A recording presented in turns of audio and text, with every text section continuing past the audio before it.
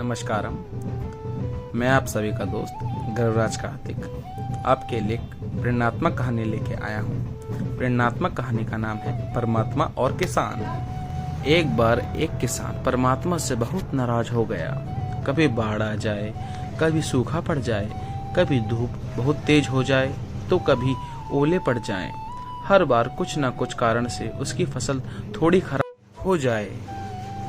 एक दिन बड़ा तंग आकर उसने परमात्मा से कहा, देखिए प्रभु, आप परमात्मा हैं, लेकिन लगता है आपको खेती बाड़ी की ज्यादा जानकारी नहीं है। एक प्रार्थना है कि एक साल मुझे मौका दीजिए, जैसे मैं चाहूं वैसी फसल और मौसम हो, फिर आप देखना मैं कैसे अनाज के भंडार भर दूंगा। परमात्मा मुस्कुराए और कहा, ठीक है, जैसा तुम कहो वैसा ही मौसम दूंगा, मैं दखल नहीं करूंगा। किसान ने गेहूं की फसल बोई। जब धूप चाहिए तब धूप मिली, जब पानी तब पानी। तेज धूप और ओले आंधी तो उसने आने ही नहीं दिए।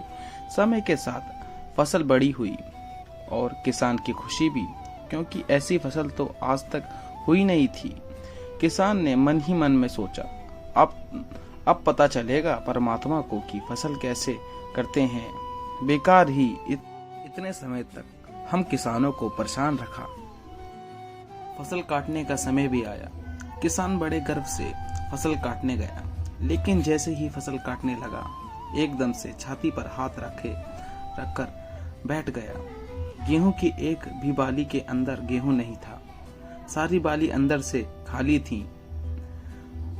बड़ा दुखी होकर उसने परमात्मा से कहा, प्रभु ये क्या हुआ? तभी परमात्मा बोले, यह तो होना ही था।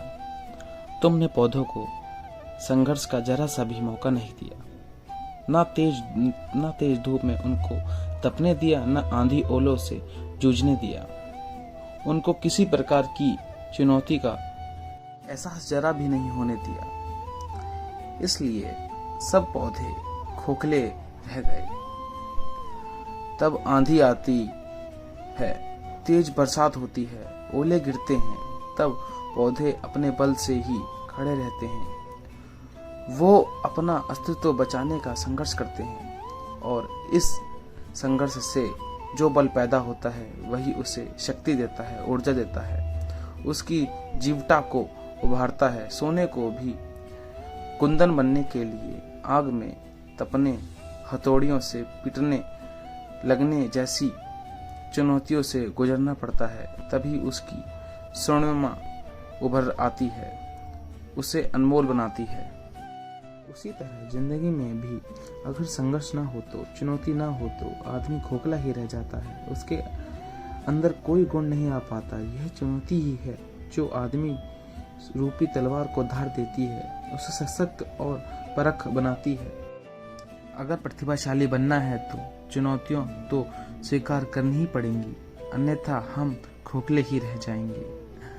अगर जिंदगी में परख बनना है तो प्रतिभाशाली बनना है तो संघर्ष और चुनौतियों का सामना तो करना ही पड़ेगा। आप सभी दर्शकों का धन्यवाद। नमो बुद्धाय।